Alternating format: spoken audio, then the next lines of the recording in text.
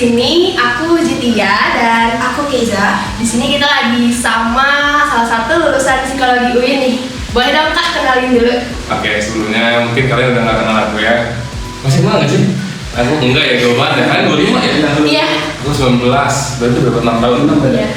Aku Ahdan, aku angkatan 19 psikologi. Udah sih lulus tahun kemarin. Apalagi ya? Udah. Iya. Udah. Sekarang kakak kesibukannya apa nih? Kesibukannya dagang. Kayak semua dagang aku sekarang alhamdulillah megang 4 toko. Salah satunya Katsu, terus Alibaba aku franchise sama partner by the way. Aku juga semua tokonya sama partner namanya Malik, Kang Malik. Itu angkatan 17. Di atas 1-2 tahun itu partneran dari semua toko. Salah satunya Katsu, Alibaba kita ada 2 sama Spin. Kesibukannya itu aja sih. Keren banget ya guys. Oke, kita pengen lebih ke sharing-sharing aja nih kali, sharing session aja sama kita. Kita pengen tahu nih gimana sih pengalaman kakak gitu selama jadi mahasiswa di psikologi UIN ini, entah itu organisasi atau gimana gitu. Menurut aku sih pengalaman di psikologi seru banget. Dosennya seru. seru dosennya seru. Ada yang seru, ada yang killer, tapi killer seru gitu loh. Tapi nggak akan sebut lah ya siapanya gitu. Yeah. Tapi pokoknya di psikologi itu seru lah, menantang, dan dari masuknya susah, keluarnya susah tuh, itu kalami sama aku. Nggak tahu jadi kalian ada susah nggak psikologi? Masih gampang ya? Statistik susah? Susah. Nah itu statistik, aku juga selalu dapet D soalnya. Sama ada dosen lah. Aku nggak sebut dosennya. Jadi ya seru banget, organisasinya juga aku ikut demo gitu, 2 kali ada. Udah sih, ya aja. Gimana sih studi psikologi itu bisa ngasih pembekalan buat kakak bisa buka banyak usaha-usaha gitu? Menurut aku impactful ya, benar-benar impactful itu apa ya? Ilmu psikologi itu menurut aku ilmu dasar yang bisa kemana aja. Misalnya ke dunia komunikasi bisa, ke dunia manipulasi nggak ada. Tapi maksudnya dengan ilmu psikologi kita tuh bisa kerana apa aja sebenarnya. Contohnya bisnis. Banyak yang bilang awal-awal aku bisnis, kuliah jauh-jauh ke Bandung psikologi malah bisnis gitu. Itu mah lulusan SMP juga bisa, lulusan SMA juga bisa. Tapi pada dasarnya enggak. Malah ilmu psikologi itu menurut aku mahal banget di dunia bisnis gitu. Sangat impactful banget dengan kayak kita rekrut karyawan yang benar gitu, yang sesuai yang kita inginkan. Terus kita bisa tahu mood karyawan seperti apa gitu kan. Kita bisa tahu jangan hanya karyawan atau tim gitu ya. Kita bisa tahu ke pembeli juga, customer.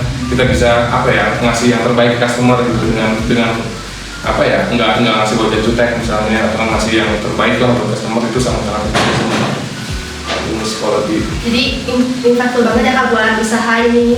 Ya, impactful banget. Bisa.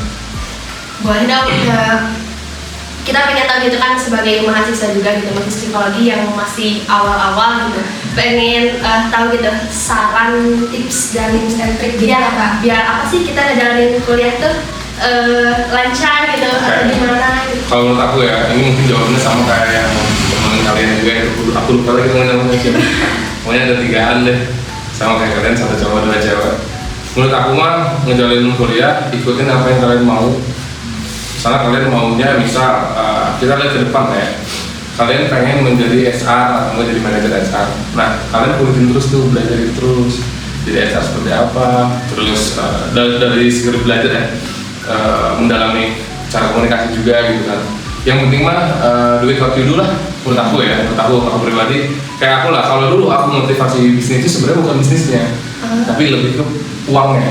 Iya. Jadi waktu itu tujuannya itu jujur ya, ini mah idealis, realistis aja ya. Waktu aku kuliah itu aku punya kayak bukan cita-cita, bisa dibuat goals kali ya. Gimana caranya aku lulus itu udah harus berpenghasilan minimal. Waktu itu kalau aku sebelum lulus minimal income gua tuh di atas UMR Jakarta, karena kan top 1 of di Indonesia Jakarta kan. Kalau emang belum menyentuh itu, gua nggak akan lulus gitu. Aku nggak akan lulus. Nah akhirnya dari gua sudah itu putar otak kan, gimana ya, kerja kan nggak bisa kan karena masih kuliah kan. Akhirnya ya bisnis, yaitu dagang gitu. Aku dagang dari semester 6 gitu. Semester 6 dagang, sama bangkrut dulu aja, bangkrut terus tahun aku struggling. Setelah itu buka ayam geprek, alhamdulillah langsung gosel gitu, capek lah gitu. goals tercapai ya udah kuliah jadi seneng gitu kan, akhirnya juga enjoy gitu ya, alhamdulillah lulus. Jadi kakak waktu buka kapsul ini tuh dimulainya waktu pas semester 6? Oh enggak, semester 7, semester 6 tuh aku yang geprek dulu. Oh, yang geprek Yang geprek dulu. dulu, yang geprek alhamdulillah maju, ada karyawan, jadi bisa handle. Akhirnya kita buka kapsul ini.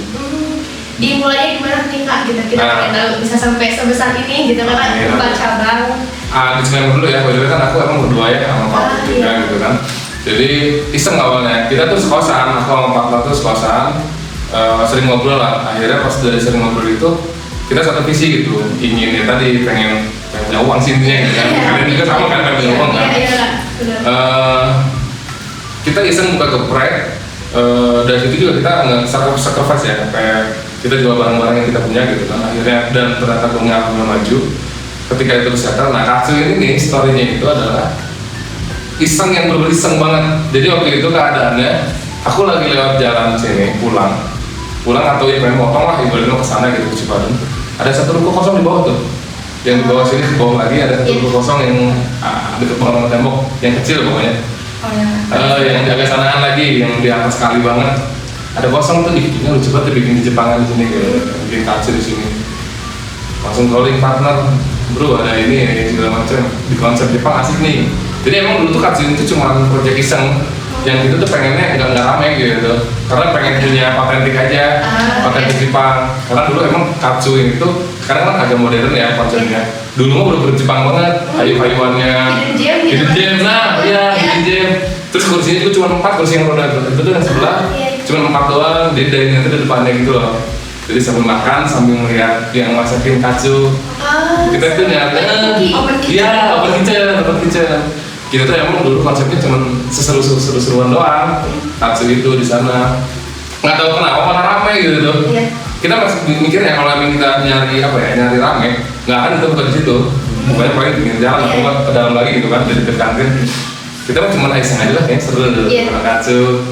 Terus kayak kita lagi bahas, kayak asik aja gitu banget. Ya seru-seruan aja lah gitu. Nggak tahu kenapa alhamdulillah rame dan ternyata membludak lah gitu di sana. Terus setahun rame kita pindah ke sini, dan ini pun baru tahun ini ketika kita lihat di sini kan selalu alhamdulillah gitu selalu antri sampai depan, dan ini full terus gitu kan. Sedangkan masih ada yang berdiri gitu. Terus dari ini depan kan kalau hujan pasti ada hujanan kan.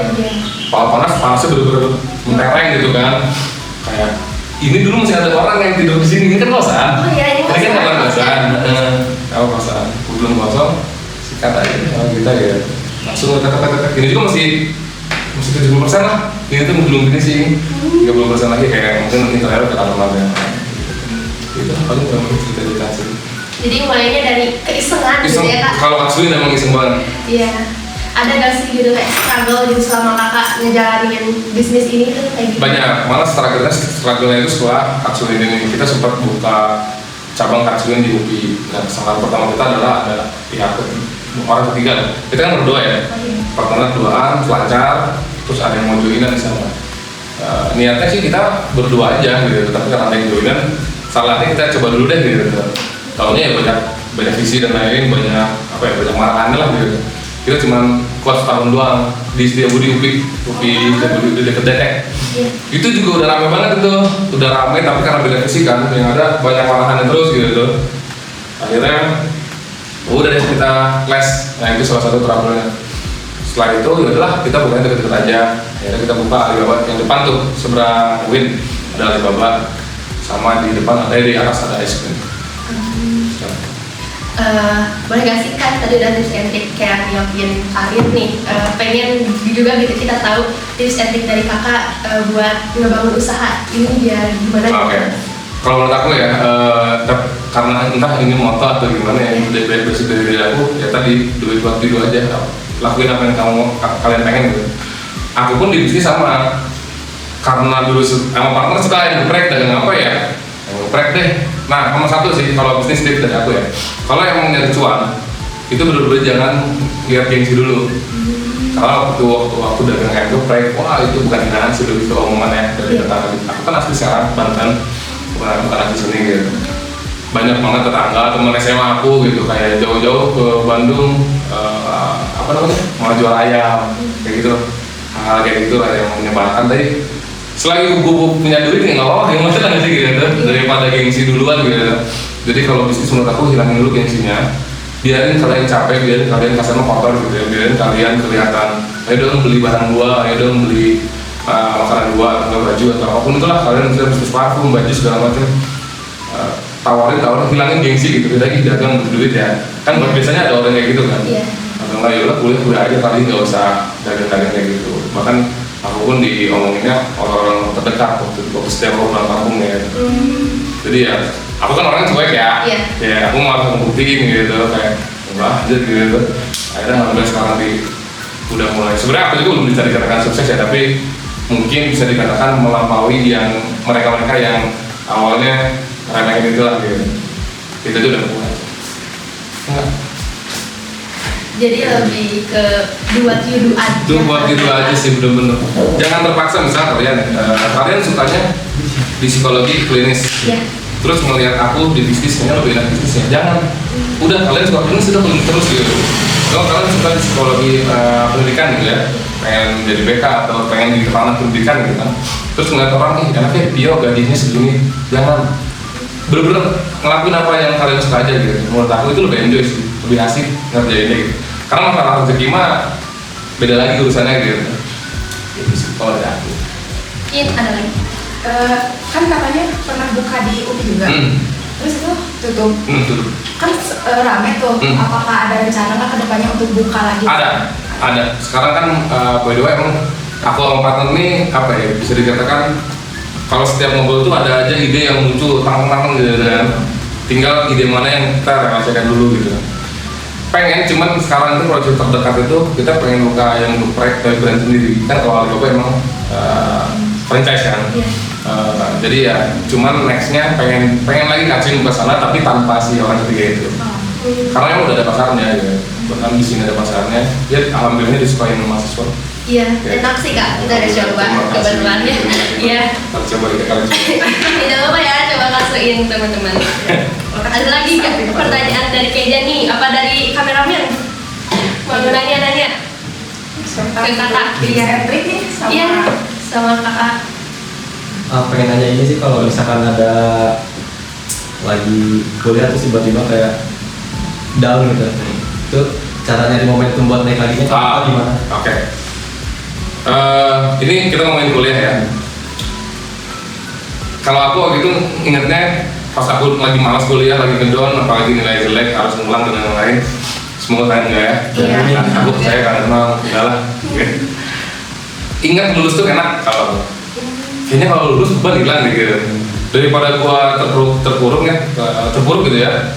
Terpuruk di kosan bengong dan lain-lain kayak pusing kuliah. Ini kalau lepas semua enak banget nih gitu. Kalau lulus enak banget nih gitu. Akhirnya dari situ lambat laun kayak ya ngerjain. Salah satunya aku telah lulus kan. Harusnya kan 4 tahun kan kuliah ya, aku 5 tahun. Padahal ngerjain skripsi itu 2 bulan tuh beres. Tapi setahun itu bener-bener prokrastinasi aja. Kayak malas aku ngerjain skripsi. Apalagi aku udah ada dagang kan. Aku gitu keadaan masih lagi ada 3 cabang lah. Jadi kayak matkul udah beres semua. Yang harusnya bisa lulus cepat gitu. Tapi nggak apa-apa lah, lagian gue lulus itu udah jatuhnya kerja lagi gitu kan, lagi sedangkan sekarang udah kerja gitu kan. Tapi di sisi lain kok ada beban ya, gue belum lulus di situ, aku belum lulus di UIN ini, belum ada ekspresinya gitu. Namanya belum keren gitu kan, masih Ardan doang gitu, nggak ada university ekspresi gitu kan. Dari itu kayaknya lulus enak deh gitu, lulus plong, dapat gelar, mau kemana aja enak gitu kan, mau kerja ada gelar, mau bisnis, kuliah udah beres. Jadi lebih plong aja sih. Akhirnya aku langsung kerjain skripsi dan lucunya pas ngerjain kan itu intens banget kan, aku pembimbingnya Pak Irfan gitu. Pak Irfan, karena Pak Irfan kenal aku kan. Aku juga sama DPA-nya. Oh iya, nah Pak Irfan terhitung enak. Aku Pak Irfan sama Bu Ambar gitu. Dua-duanya enak aku kemudian karena Bu Ambar itu apa DPA tadi ya? Ya DPA ya, pembimbing akademik kan ya. Nah Pak Irfan itu pembimbing skripsi aku waktu itu.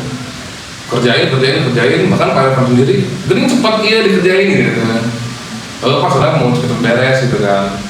Jadi 2 bulan beres, wah langsung plong banget gitu. Bener-bener kayak, tahu gitu dari tahun lalu gua. Jadi nggak sih kayak ngapain gua tunggu-tunggu gua bayar dekat. Sama waktu itu karena kenapa aku nyantai. Setelah dari aku kerja itu semester 6 ke atas, aku bilang ke orang tua aku udah nggak usah bayar UKT sama nggak usah ngasih uang lagi gitu kan. kosan, uang makan, udah nggak usah ditanggung gitu kan. Mending ke adik-adik yang lain aja. Karena aku punya adik 3, aku anak pertama. Jadi udah nggak usah ngelakuin gitu kan. Jadi aku ya udah nyantai kalau mau telat lulus juga. Misalnya ada orang kasihan uang orang tua, apaan orang gue bayar sendiri gitu kan. Gue dari semester 6 gitu kan, gue bayar sendiri, gue makan sendiri, kosan juga gue bayar sendiri gitu. Jadi bisa nyantai gitu kan. Tapi salahnya ya kalau nyantai. Akhirnya aku sampai kelewat sampai semester 10 gitu, 10 awal lah kan. 10 awal diberesin, jadi 4,5 tahun sih itu kan. Cuman kalau dibulatin dari semester 10 5 tahun kan. Gitu sih, aku kayak lagi. Mungkin udah cukup kali ya sharing session kali ini sama Kak Afdan. Sebenarnya kita mau ngucapin terima kasih banyak nih buat Kak Ya, Afdan. kalian udah percaya sama aku, thank Iya, you. udah ngebantuin tugas kita juga. Ya, kita ini makbul baru ya. Iya. Menarik juga sih, semoga lancar lah. Iya, terima kasih Kak. Terima kasih kalian semuanya. Iya, terima kasih. Jangan lupa ke Kasuin ya. Oh iya, jangan lupa ke Katsuin. Ada dari tempat dari yang baru. Thank you. Iya. Sampai jumpa.